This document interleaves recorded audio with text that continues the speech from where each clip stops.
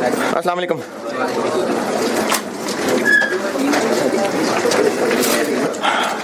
दुरूद शरीफ पढ़ना।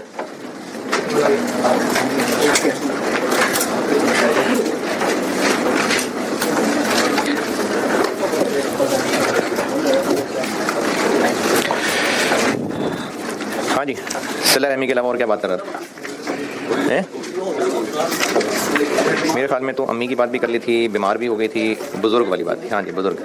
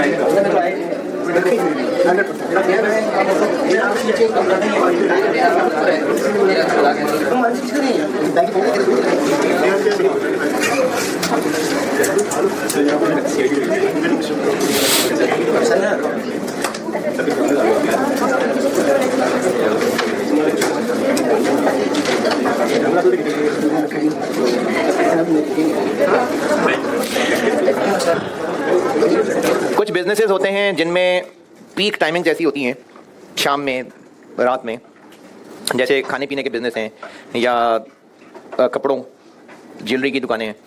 तो उनमें यह है कि उनमें पीक टाइमिंग्स होती हैं शाम में। और अब उस शाम में क्या है कि मगरिब की भी अज़ान हुई और इशा की भी अज़ान हुई। फिर इसी तरह से ऑफिस में मीटिंग्स हैं और बहुत ज़ोरदार किस्म की मीटिंग्स चल रही हैं, बड़ी इंपॉर्टेंट डिस्कशंस हैं, कई घंटों में मीटिंग्स चल रही हैं, बहुत इंपॉर्टेंट डिस्कशंस हो रही हैं। ज़ोहर का भी टाइम है, असर का भी टाइम है। फिर इसी तरह से हज एक फ़र्ज़ इबादत है और उस इबादत के लिए टाइम लगाना पड़ता है, तो बिज़नेस में मसरूफियत बहुत है। फिर इसी तरह से रमज़ान फ़र्ज़ इबादत है, उसके रोज़े हैं, लेकिन बिज़नेस की मसरूफियत ऐसी है कि टाइम नहीं है। और उसके अलावा बहुत सारी इबादत है। ये तो हो गई जो करने वाली इबादत हैं। उसके अलावा ज़िम्मेदारियाँ हैं, औलाद की तरफ ज़िम्मेदारियाँ हैं, बीवी वालिदैन, इन सब की तरफ ज़िम्मेदारियाँ हैं। ये सारी ज़िम्मेदारियाँ किसने लगाई हुई हैं? अल्लाह ने लगाई हुई हैं। और अल्लाह की इन ज़िम्मेदारियों को पूरा करना, इन बातों को मानना, अल्लाह को ओबे करना है। अच्छा, मैंने एक दावत अरेंज की और उसमें मेहमान खाना खा रहे हैं। मेरा एक मुलाजिम, मैं वो भी खाना इकट्ठा कर रहा है अपने लिए, क्योंकि उसको डर है खाना ख़त्म ना हो जाए। मैंने उसको एक काम कहा कि तुम ये खाना छोड़ो, फलाना काम कराओ। अच्छा, अब वो खाना इकट्ठा कर रहा है, उसको डर है खाना ख़त्म हो जाएगा। अगर मैं कहता हूँ कि नहीं छोड़ो इसको, तुम फलाना काम कराओ, तो वो मेरी बात माने या ना माने? माने। वो तो खाना इकट्ठा कर रहा है, वो तो बाकी लोग ले जाएंगे हैं। बाद में नहीं, मैं बात नहीं समझा आपकी। हाँ, ये तो हो गया डर। इसकी पॉजिटिव साइड भी है। अगर अभी इसको नहीं खाना मिलेगा तो मैं कर दूंगा अरेंज, क्योंकि मैंने ही तो किया है सारा अरेंज। तो अगर वो मेरी बात मान रहा है तो दोनों बातें, एक तो वो डर रहा है कि मैं नौकरी से नहीं निकाल दूं, दूसरा वो ये यकीन कर रहा है कि मैंने अगर खाना सारा अरेंज किया है और मैं उसको खाना छोड़ के कह रहा हूं कि फलाना काम कराओ, तो उसको ये यकीन है कि मैंने ही तो देना है, बाद में अरेंज कर दूंगा। और क्योंकि मेरी बात उस वक्त उसने मानी होगी, तो हो सकता है मैं ज़्यादा अच्छा उसके लिए अरेंज करवा दूँ। तिरमिज़ी 2466 सैयदना अबू हुरैरा रज़ियल्लाहु तआला अन्हु से रिवायत है, नबी अकरम सल्लल्लाहु अलैहि वसल्लम ने फरमाया, अल्लाह ताला फरमाते हैं, ए इब्ने आदम, तू मेरी इबादत के लिए फारिग हो जा, मैं तेरा सीना गिना से भर दूंगा। एक होता है अमीर, एक होता है गनी। इसकी मिसाल आप ऐसे समझ लें, अच्छा, अमीर जिसके पास माल है तो उसको क्या फ़ायदा उस माल का? मतलब क्यों एक रिसोर्स है माल, है, जब ज़रूरत हो तो अवेलेबल हो उसके पास। तो गनी जिसको ये अवेलेबल है और वो यूज़ कर सकता है, वो गनी है। वरना एक बंदा माल संभाल के रखा है और जब इस्तेमाल करना है तो वो इस्तेमाल कर नहीं सकता, या तो अंदर की कंजूसी इस्तेमाल नहीं करने दे रही, या कोई और मसला इस्तेमाल नहीं कर पा रहा। सारा पैसा बैंक में पड़ा हुआ है, लेकिन कोई गवर्नमेंट की रिस्ट्रिक्शन लगी, पैसे नहीं इस्तेमाल कर पा रहा। तो गनी वो होता है जो इस्तेमाल के वक्त अवेलेबल है, कर सकता है बड़े आराम से। क्या इब्ने आदम, तू मेरी इबादत के लिए फारिग हो जा, मैं तेरा सीना गिना से भर दूंगा और मोहताजी को तुझसे दूर कर दूंगा। और अगर तू मेरी इबादत के लिए फारिग ना हुआ तो मैं तेरे दोनों हाथों कामों से भर दूंगा और तुझसे मोहताजी दूर ना करूंगा। यानी अगर वो मुलाजिम मेरी बात नहीं मान रहा, क्यों? क्योंकि उसको खाने की फिक्र है। अच्छा भाई जा, तू खाना खा ले, जा शाबाश। अब वो आइंदा जो मैंने उसको बेनिफिट देने थे उससे गया, धक्के खाता रहेगा, खाना ढूंढ ढूंढ के उधर से मेहमान उधर धक्के मार रहे हैं, उधर धक्के मार रहे हैं, धक्के खाता रहेगा, खाना उसको फिर भी मिल ही जाएगा, लेकिन उन धक्कों से बच के वो शायद बेहतर खाना मुझसे हासिल कर लेता। लेकिन उसको मुझ पर भरोसा नहीं था, उसको अपनी एफर्ट्स खाना इकट्ठा करने पे भरोसा था। मैंने कहा जा फिर मर जाके वहीं धक्के खा तू जाके। तो इसलिए अल्लाह फरमा रहे हैं कि अगर तू मेरी इबादत के लिए फारिग हो जाता है तो फिर तेरी जरूरतें पूरी कर दूंगा, और अगर नहीं का होता फारिग, जाओ लगे रहो जरूरतों में, जरूरतें खत्म नहीं होंगी। सवाल कल मैंने कोई दिया था, हाँ जी, स्प्रिंग 22 दिया था मुझे लगता है, स्प्रिंग 22। इसमें एक मसला तो कौम को होता ही होता है, वो बता देता हूँ, उसके अलावा भी मसला हो तो पूछ लीजिएगा। अच्छा, इसका एडवांस वर्जन आज का होमवर्क है। आज का होमवर्क मतलब जब मंडे को आप आए तो तब आपने ये सवाल किया हो। मुझे पता था यही जवाब आएगा कि कल है कि नहीं है, करता हूँ भी कल की बात। ये मंडे के लिए नहीं, छुट्टी नहीं है, इसी तरह की खुशियां दोबारा ले आई हैं आपको।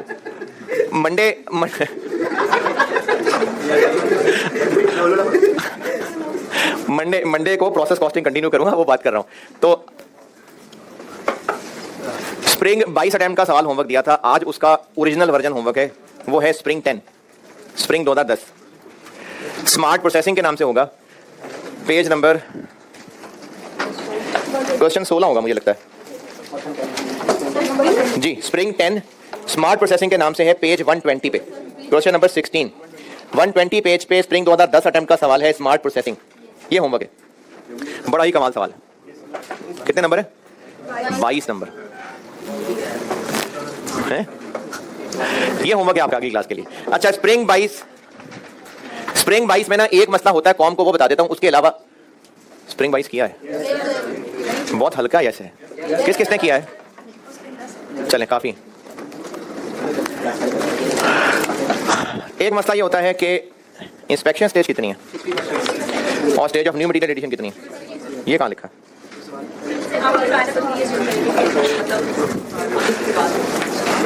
इसमें है किसी को मसला है, किसी को नहीं है? नहीं यार, किसी को नहीं है, ये कैसे हो सकता है? हाँ जी, क्या मसला बताएं? ठीक है, नहीं, ये आपने खुद ही अपनी मर्जी से पॉज लगा दिया है। अगर आप इसको जो गलत समझ भी रहे हैं ना, तो वो ये समझना बनता है कि इंस्पेक्शन के बाद नया मटेरियल ऐड हो रहा है। आप कह रहे हैं इंस्पेक्शन बाद हो रही है? नहीं, material is added at 60% completion of process after inspection is carried out. इसका मतलब ये नहीं है कि मटेरियल 60% पे ऐड होता है और बाद में इंस्पेक्शन होती है, नहीं।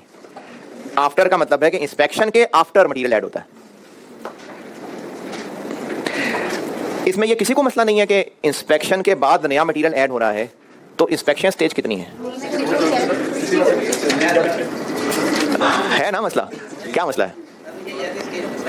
हाँ, ये है मसला। असल में ये कहा हुआ है कि स्टेज ऑफ इंस्पेक्शन के बाद नया मटेरियल ऐड होता है, और 60% किसके साथ कहा हुआ है?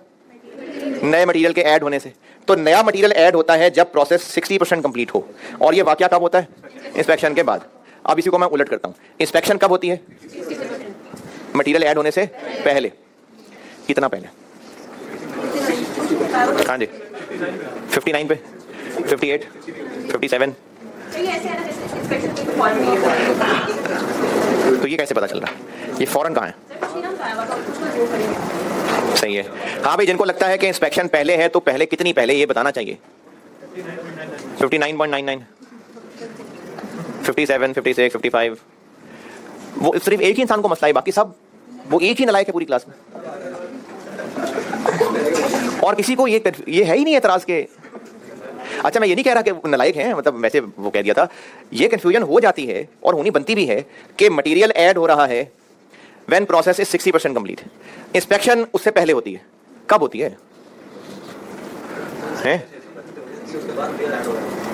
हाँ, तो यही तो पूछ रहा हूँ, ये कहाँ लिखा है कि 60% पे हो रही है?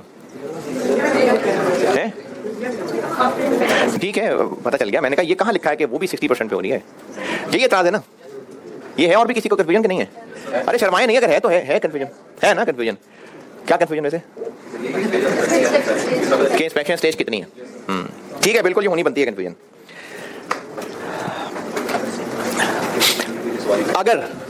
अगर ये सवाल लिखा होता इस तरह से कि material is added at 60% completion of process to full stop, तो ये 60% वाली बात सिर्फ इस न्यू मटेरियल के लिए होती और इंस्पेक्शन का अलग सेंटेंस बताया होता तो फिर उसके लिए भी उनको बताना पड़ता। एक सिंपल सी अंग्रेजी का स्ट्रक्चर बता रहा हूं आपको। अगर आपको ये 60% वाली बात न्यू मटेरियल के बारे में कह के फुल स्टॉप लगा दिया होता तो फिर ये बात न्यू मटेरियल के लिए होती और इंस्पेक्शन अगला सेंटेंस होता तो उसके लिए अलग से बताना पड़ता। जैसे अगर अभी आपसे पहले यहां बच्चे बैठे हुए थे, कौन से, FAR2। अब अगर मैं ये कहूं कि कॉस्ट के स्टूडेंट्स 2:30 बजे नहीं, पौने तीन, कॉस्ट के स्टूडेंट्स 2:45 बजे क्लास में एंटर हो रहे हैं FAR2 वालों के जाने के बाद। एक कंटिन्यूटी में सेंटेंस बोला मैंने, कॉस्ट के स्टूडेंट्स 2:45 बजे क्लास में एंटर हो रहे हैं FAR2 के स्टूडेंट्स के जाने के बाद। तो इसका मतलब FAR2 वाले तो सुबह 8:45 बजे चले गए थे, फिर वो भी इसी टाइम पे ही निकले हैं क्योंकि एक ही सेंटेंस के अंदर दोनों बातें की हैं और टाइम एक ही दफा बताया। तो यहां पर एक ही कंटिन्यूटी के अंदर बात हो रही है कि 60% प्रोसेस जब कंप्लीट होता है तो नया मटेरियल ऐड हो जाता है इंस्पेक्शन के बाद। अब इस कंटिन्यूटी में दोनों बातें आ गई और स्टेज एक ही है, तो दोनों के लिए एक ही स्टेज। ओके, तो इंस्पेक्शन स्टेज भी 60% है और नया मटेरियल भी 60% पे डलता है। ऐसा भी हो सकता था कि inspection is carried when process is 60% complete after addition of new material. Inspection is carried when process is 60% complete after new material is added.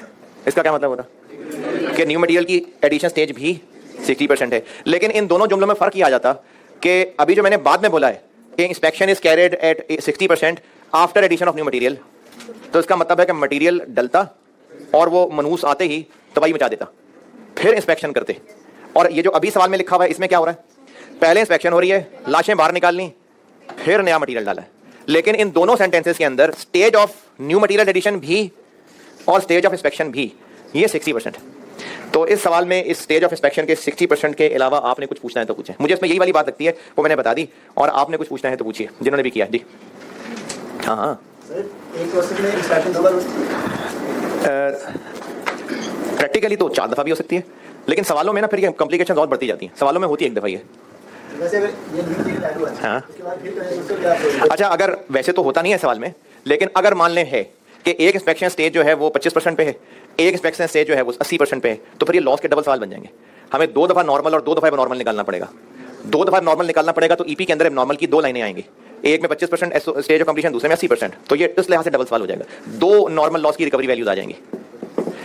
Ji cost पे यूनिट निकालते हैं, जो पीनल कॉलम की कॉस्ट इसको हम कहते हैं वो सॉरी दोबारा, कॉस्ट पे यूनिट निकालते हैं पीनल कॉलम जो हम उसकी कॉस्ट लेते हैं, जैसे नॉर्मल लॉस को माइनस करते हैं ना, वो एब्नॉर्मल गेन यूनिट। तो सर वो वाला रेट से नहीं आती, नॉर्मल लॉस की स्क्रैप वैल्यू नहीं किस सवाल में तो 0 थी, तो 0 और जो डिनोमिनेटर है उसमें से तो निकालने हैं ना नॉर्मल लॉस के यूनिट्स, वो तो निकालना ही है। रिकवरी 0 है तो 0 है।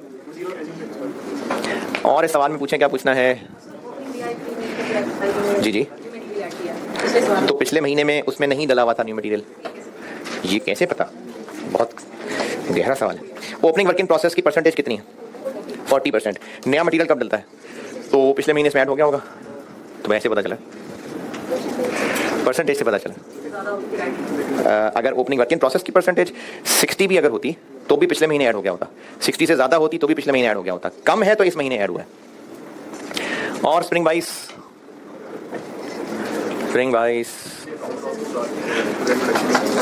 एब्नॉर्मल लॉस के, थोड़ा ऊंचा बोलना यार। हाँ हाँ,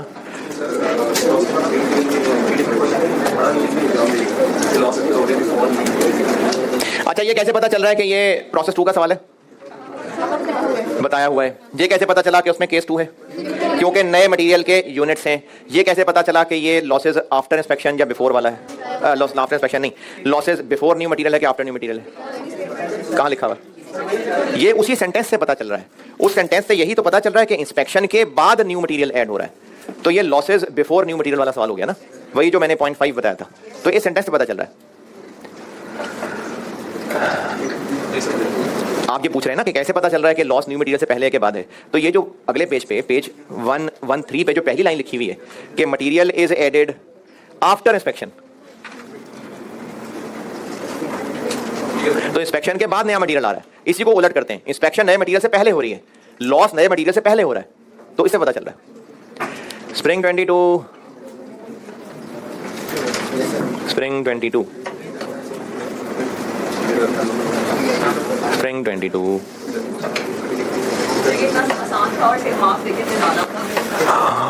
ये आसान था। अच्छा, चलिए ठीक है, अच्छी बात है। 14 नंबर, ठीक है, चले अच्छी बात है। लेकिन ये पेपर ना बैलेंस होता है, कोई एक आधा सवाल बहुत मुश्किल होता है, तो इस अटेम्प्ट में कोई एक आधा सवाल शदीद मुश्किल होगा, तो बाकी फिर बैलेंस हुआ होगा। चलिए ठीक है जी, स्प्रिंग 22 डन। स्प्रिंग 10 आपने किया हो अगली क्लास में। अच्छा जी, अब ऐसा है कि ये ऑनलाइन वालों को मैं फिर बता रहा हूं कि जो मैं इन बच्चों से सामने बैठने से एक्स्ट्रा क्लास कह रहा होता हूं ना, वो मैं आप लोगों से छुपा के इनको नहीं सिखा रहा होता कुछ, वो आप लोगों के लिए रेगुलर क्लास ही होती है, इनके रेगुलर टाइम से हटके होती है, इसलिए एक्स्ट्रा कह रहा होता हूं। तो आप में से जिन्होंने यहाँ आना हो फिजिकली, सुबह 8 बजे करूंगा क्लास। कितने होंगे आप में से? थोड़े हैं यार ये तो। नहीं ठीक है, ठीक है, ठीक है। जी मैं इसीलिए 8 बजे कर रहा हूं ताकि शाम से पहले यूट्यूब पे भी डलवा दूं, इसीलिए कर रहा हूं। लेकिन जिन्होंने फिजिकली नहीं भी आना, वो भी कल के अंदर ही इसको ले लेना, क्योंकि मैंने मंडे वाली क्लास में इसका रेफरेंस यूज करना है, तो इसलिए आपने क्लासेस ली हूं। है चैप्टर कोई और है, लेकिन बीच में मैं फिट ही इसलिए कर रहा हूं कि इसके साथ लिंक्ड है। कौन सा चैप्टर है? कॉस्ट इन प्रोडक्शन और जॉब कॉस्टिंग। और कोई 3-3.5 घंटे तो लग ही जाएंगे। नाश्ता नहीं करके आइएगा, जाकर मैं कराऊंगा घर से जी। हैं जी? हाँ नहीं तो आप उस पर ऑनलाइन में देख लेना रिकॉर्डिंग, तो फिर वो वाली रिकॉर्डिंग देख लेना। हैं जी? आप में से जिन बच्चों को फिजिकल 8 बजे का मसला है, नींद का मसला है या कोई और मसला है, तो वो आ जाए। 3 बजे मैंने वहाँ पढ़ाना है गार्डन में, 3 बजे मैंने वहाँ पढ़ाना है, तो वहाँ आना है तो वहाँ जाना, वहाँ आ जाइएगा 3 बजे। है जी? हाँ जी, इधर इंशाल्लाह। कल वाली क्लास से रिलेटेड, अब हाँ जी, अब आप क्या पूछ रहे थे? कल वाली क्लास से रिलेटेड किसी का सवाल? लेकिन जिन्होंने वो यूट्यूब पे भी देखना है, वो कल में शाम तक आ जाएगी क्लास, देख के आना, क्योंकि मैंने उसका रेफरेंस यूज करना है मंडे की क्लास में। चलें, केस 3 मैंने कल किया था, उसका एक सवाल कर लेते हैं। सवाल लिखें। क्या बात?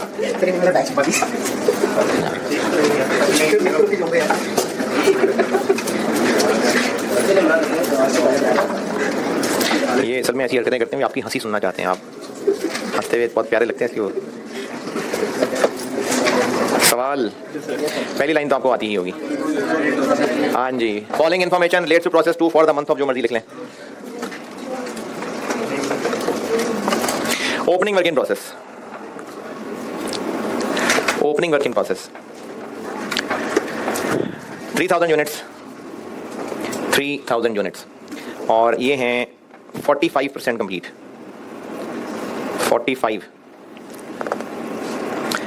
और कॉस्ट इनकी P1 कॉस्ट है 60,000, 60,000 P1 कॉस्ट बताइए। Conversion cost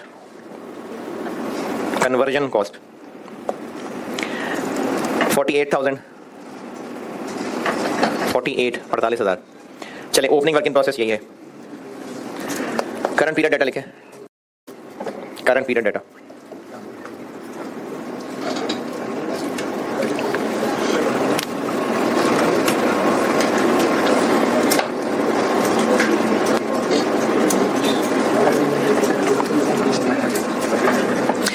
Cost of units transferred in, cost of units transferred in,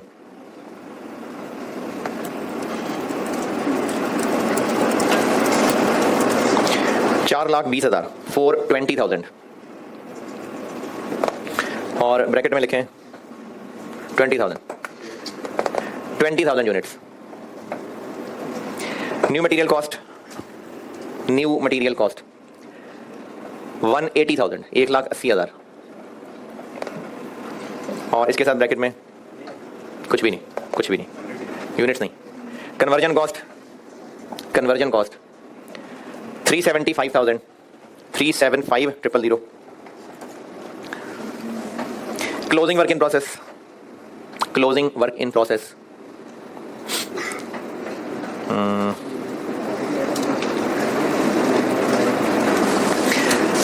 2,400 units, 2,400 units, 50% complete, 50% complete.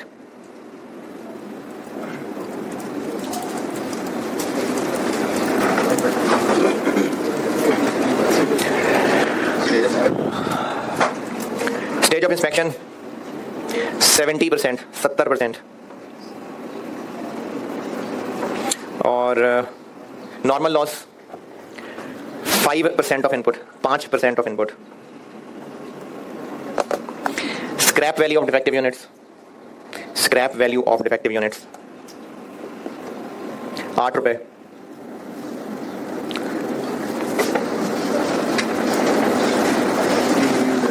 और क्या है गया? New material is added, new material is added when process is 60% complete.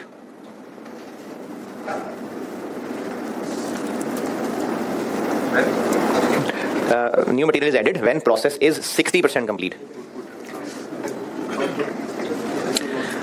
Output 19400, 19400।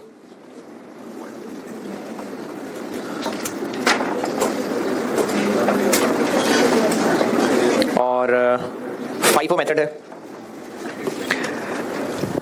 और आपसे अभी required है statement of evaluation, आपसे अभी रिक्वायर्ड। कैसे पता प्रोसेस 2 है, कैसे पता केस 3 है? क्योंकि न्यू मटेरियल के यूनिट्स नहीं है और आपसे रिक्वायर्ड। करें जी।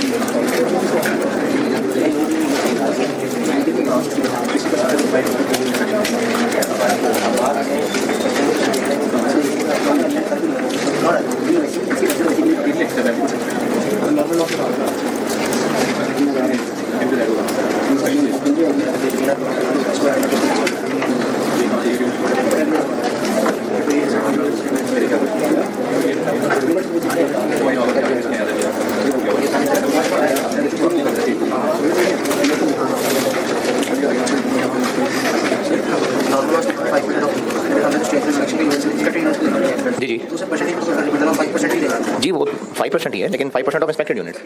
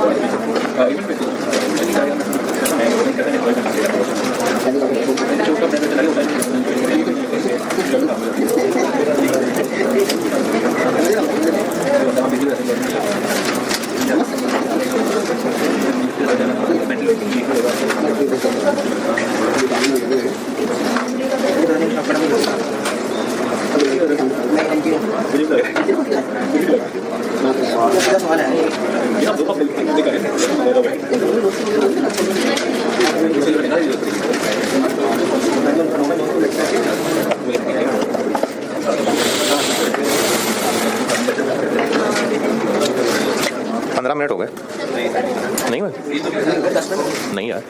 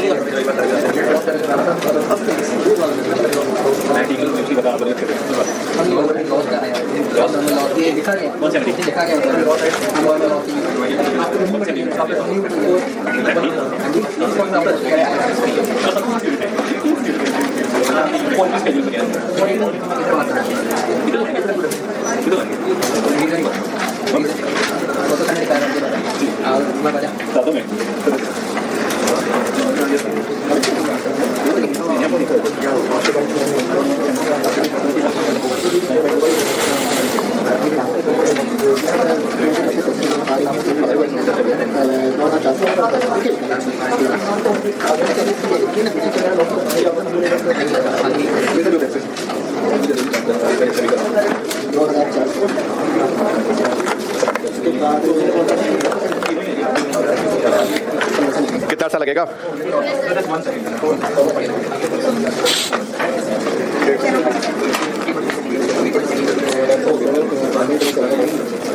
अच्छा, कुछ शक्लें इतनी फारिग लग रही हैं जो मुझे लग नहीं रहा कि वो सवाल करके फारिग हुए हैं।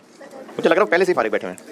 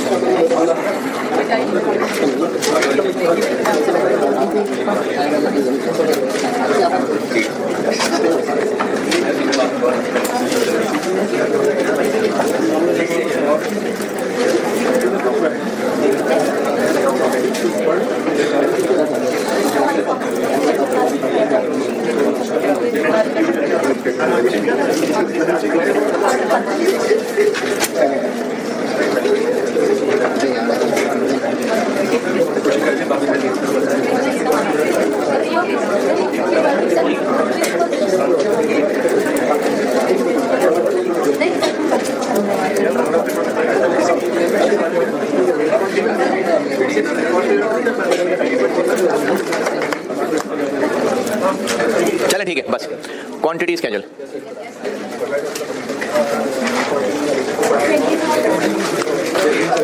ओपनिंग वर्क इन प्रोसेस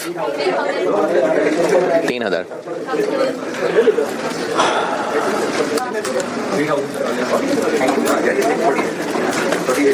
बस कुछ दिन रह गए प्रोसेस कॉस्टिंग के, बाकी फिर इतना टाइम नहीं है किसी टॉपिक पे। मुश्किल वक्त है, गुजर जाएगा। ट्रांसफर इन 20,000। न्यू मटेरियल नहीं है 2400। अच्छा, मैंने ये कहा था कि जिन लोगों से क्वांटिटी स्केड्यूल में ही इंस्पेक्टेड यूनिट्स मैनेज हो जाएं वो कर लें, बाकी जिद ना करें, बाकी अलग से वर्किंग ही करें। ट्रांसफर इन तो आएगा ही आएगा। ओपनिंग वर्क इन प्रोसेस इस महीने इंस्पेक्ट हुए हैं या पिछले महीने? इस महीने, क्योंकि इनकी इंस्पेक्शन स्टेज से छोटी परसेंटेज थी पिछले महीने, तो ये ऐड होंगे। क्लोजिंग इंस्पेक्ट नहीं हुए इसलिए लेस हो जाएंगे 20। और नॉर्मल लॉस, और जिनसे यही मैनेज हो जाता है तो यही डब्बा जो है ये इंस्पेक्टेड यूनिट्स है। नॉर्मल लॉस 1030 और आउटपुट आ जाएगा 19। इसको बैलेंस करें तो 170। चलें, जिन्होंने किया है यहाँ तक तो बनता ही था पहुंचना। फिर उसके बाद इक्विवेलेंट प्रोडक्शन।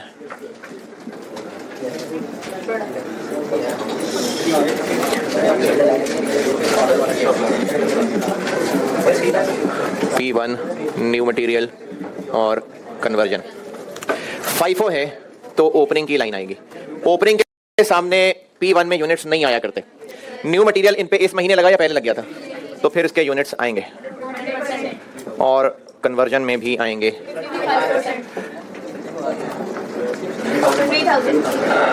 3000।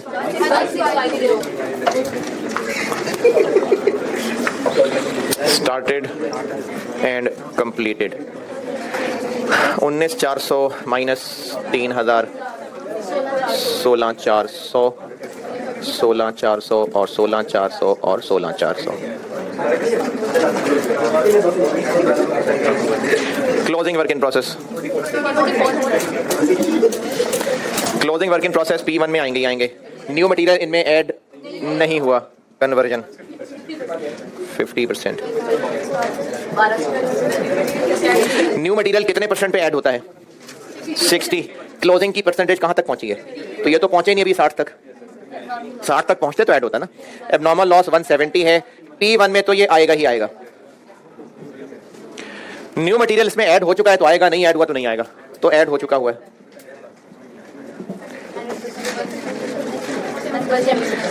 और जो इंस्पेक्शन स्टेज थी वो इसकी कन्वर्जन 119। बताएं भाई इसमें क्या तकलीफ है।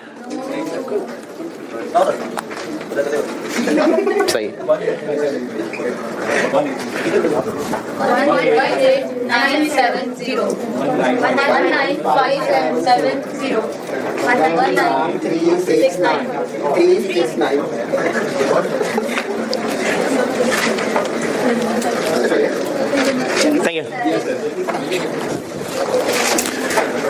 कॉस्ट पर यूनिट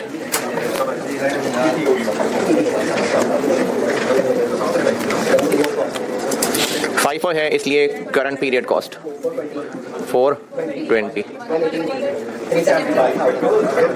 अच्छा अब ये वो फार्मूला लगाने की जरूरत नहीं है, वो केस 2 था। नॉर्मल लॉस की रिकवरी 1030 इंटू 8 रुपए 824। ठीक है जी। यूनिट और कॉस्ट पर यूनिट बन जाएगी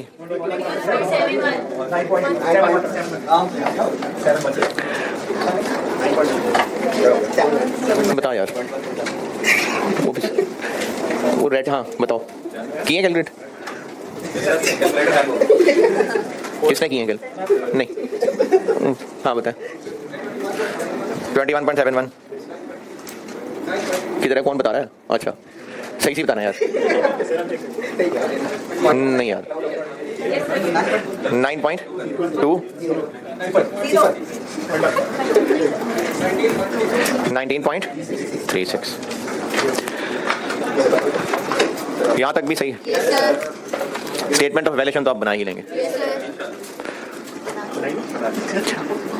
कॉस्ट ऑफ कंप्लीटेड यूनिट्स में ओपनिंग वर्क इन प्रोसेस का बीडी आ जाएगा, फिर न्यू मटेरियल 3,000 इंटू ये, कन्वर्जन 1650 इंटू ये, स्टार्टेड एंड कंप्लीटेड 16,400 इंटू तीनों, closing work in process 2400 into ये और 12 से इंटू ये। Abnormal loss 170 into this, 170 into this, 119 into this.